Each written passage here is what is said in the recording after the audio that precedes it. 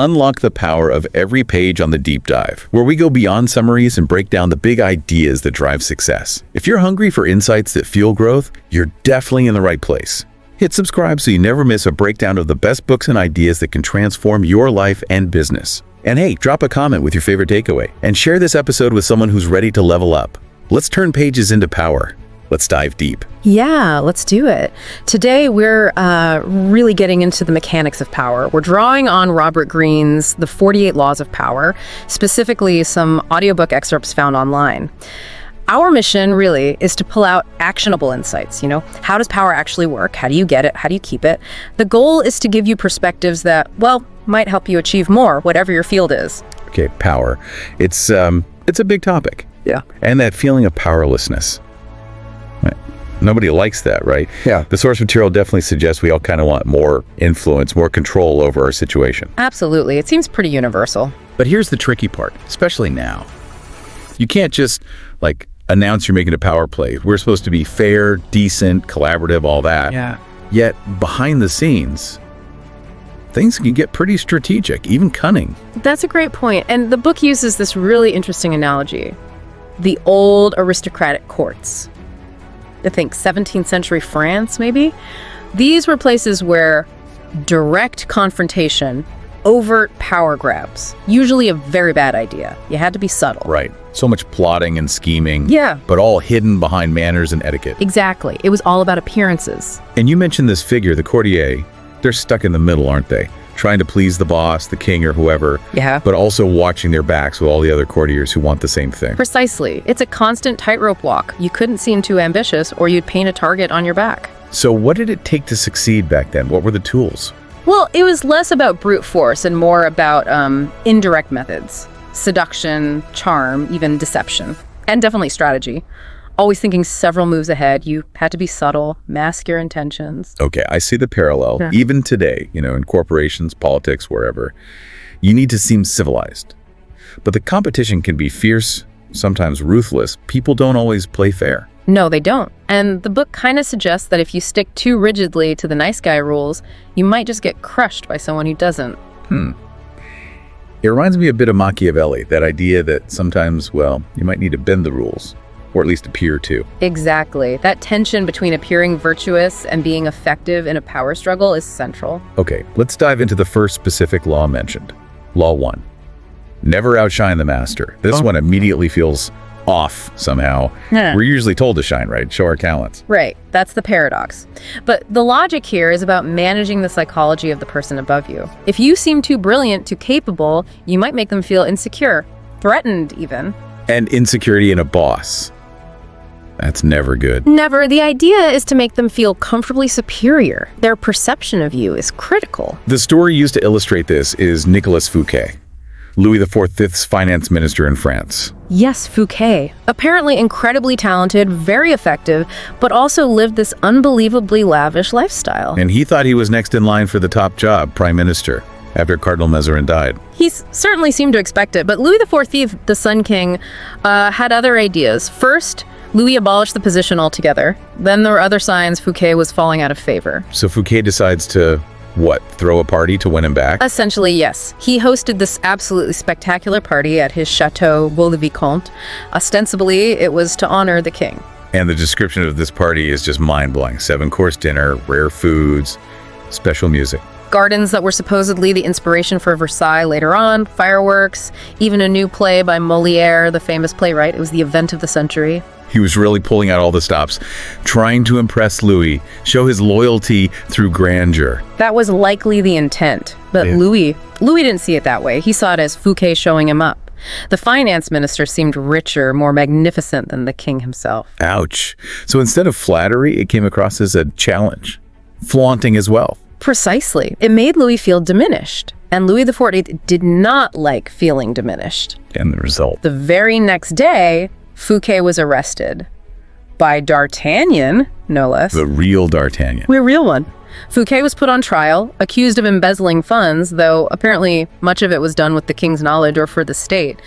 He ended up spending 20 years in solitary confinement. 20 years just for throwing too good a party, essentially. Well, it was about the king's pride, his ego. Louis needed to be the undisputed center of brilliance and power.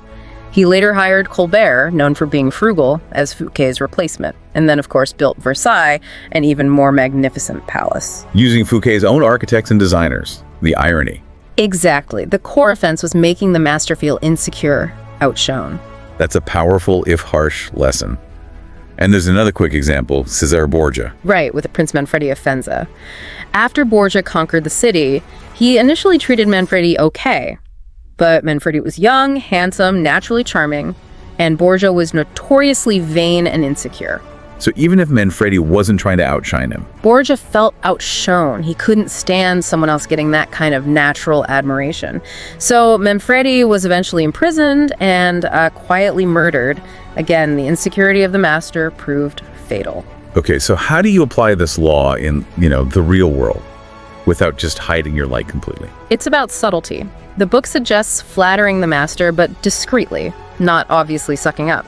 If you're smarter, find ways to make them look smarter. Attribute your good ideas to their guidance, perhaps.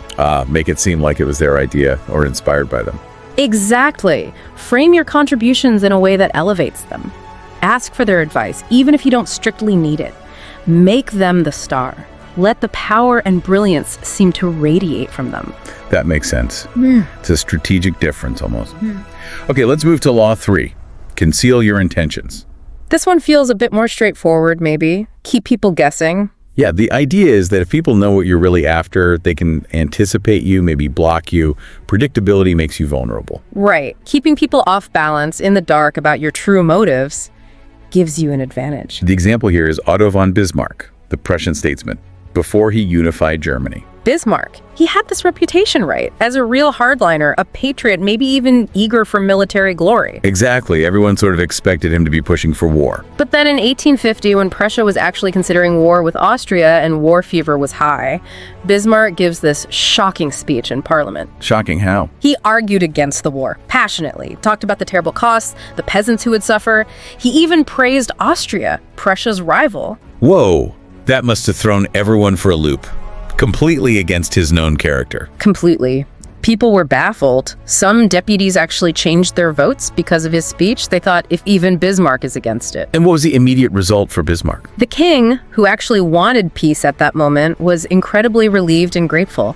He saw Bismarck as a sensible moderate and soon appointed him to the cabinet and later premier of Prussia. Okay, but didn't Bismarck eventually lead Prussia into war against Austria? He absolutely did, and crushed them, paving the way for German unification under Prussian leadership. So the speech, it was all an act. The smokescreen. Precisely. Bismarck had calculated things. He knew Prussia wasn't quite ready for war yet. A loss would ruin his career. The king and ministers leaned towards peace anyway, so he threw everyone off the scent by publicly supporting the very thing he privately opposed. And by doing that, he gained the power he needed to eventually pursue his real intention, which was war and unification, but on his own terms when he was ready. Masterful concealment. That's quite something. Okay, the other example is different, more like a con artist story. The Yellow Kid. Yeah, this one illustrates concealment through distraction. The Yellow Kid, a famous con man, sets up this guy named Giselle. He presents Giselle with what looks like an amazing deal. Buy a hunting lodge cheap because the owner's uncle has a grudge. Plausible, right? Yeah, sounds like a potential bargain. Giselle's interested. So, Wild, the Yellow Kid, gets Giselle involved as the buyer. They take a train trip, meet this unimpressive-looking boxer, George Gross. It all seems part of setting up the lodge deal. Okay, so Giselle's focused entirely on the lodge, the potential profit. Completely, that's the smokescreen. Then they meet some financiers to finalize the lodge sale. But suddenly, the conversation shifts. A bet gets proposed. A big bet on a boxing match between Gross and the financiers fighter. Ah, okay. The real game starts here. Right. Then the uncle suddenly says they don't have enough cash for their side of the bet, and Giselle, seeing another chance for easy money, eagerly offers his own $35,000 to get in on the action. Hooked. Totally hooked. Then comes the staged boxing match. Gross takes a dive, fake blood, looks like he's dead. Chaos erupts. Oh, wow. So Giselle thinks he's caught up in a potential murder. Exactly. The financiers panic and flee. Giselle panics too, abandons his $35,000 and gets out of there fast. But of course. Of course, Gross wasn't dead, the blood was fake, the financiers were part of the con. The yellow kid walks away with Giselle's money. So the whole lodge deal was just bait, a distraction. A perfect distraction. It preoccupied Giselle, made him greedy, and blinded him to how unlikely the whole boxing bet scenario was. The real intention was hidden behind the fake one. So practically speaking, this law is about misleading people, creating diversions. It's about controlling information and perception, being unpredictable, using decoys or red herrings to hide what you're actually doing, keeping your true goals under wraps until the right moment. Makes sense. Okay, law 4. Always say less than necessary. This one is about the power of words, or rather the lack of them. Yeah, the core idea is that talking too much can actually diminish your power, make you seem ordinary, maybe even desperate. Powerful people, the argument goes, often use silence or brevity to seem more imposing, more in control. Vagueness creates an aura. Kind of. When you say less, people read more into your words. They project their own anxieties or hopes onto your silence. The example given is Louis XIV's court again. Right. You had all these nobles and ministers debating endlessly, trying to persuade each other, preparing intricate arguments for the king. So lots of talking, lots of words being thrown around by them. Loads. But then, when they finally presented their cases to Louis, his responses were often incredibly brief. I shall see, or it will be considered, or just a simple yes or no. And that decided everything. That decided everything. His few words carried immense weight precisely because they were few. His silence was powerful. The courtiers spent ages trying to interpret his minimal responses. It suggests that the less you say, the more profound you can seem. Or at least, the more others project profundity onto you, it keeps them guessing, slightly intimidated. Okay, and the second example for this law. Jay Gould and Western Union. Jay Gould, the railroad baron, he kept setting up rival telegraph companies to compete with the giant Western Union. And Western Union kept buying him out to eliminate the competition. Exactly. They bought him out once, then he did it again, they bought him out again. He did this multiple times. So Western Union probably thought, okay, this guy just wants payouts. He builds things to sell them to us. That's likely what they thought. His actions seem to say his intention was simply to get bought out repeatedly. But that wasn't his real goal. Apparently not. His ultimate goal was to gain control of Western Union itself. This pattern of being bought out was, in a way, a form of saying less than necessary about his true ambition. It lulled them into a false sense of understanding him, making them vulnerable when he finally made his move for a full takeover. He used their assumptions, based on his limited speech through actions, against them. Precisely. His unreadability, his concealing of the full scope of his ambition, was a source of power. So the practical advice here is, be concise. Control the flow of information by being selective. Yes. Use silence strategically. Short answers can put people on the defensive, make them reveal more as they try to fill the void. When you do speak, make it count. Less can be more, making your words seem more valuable and considered.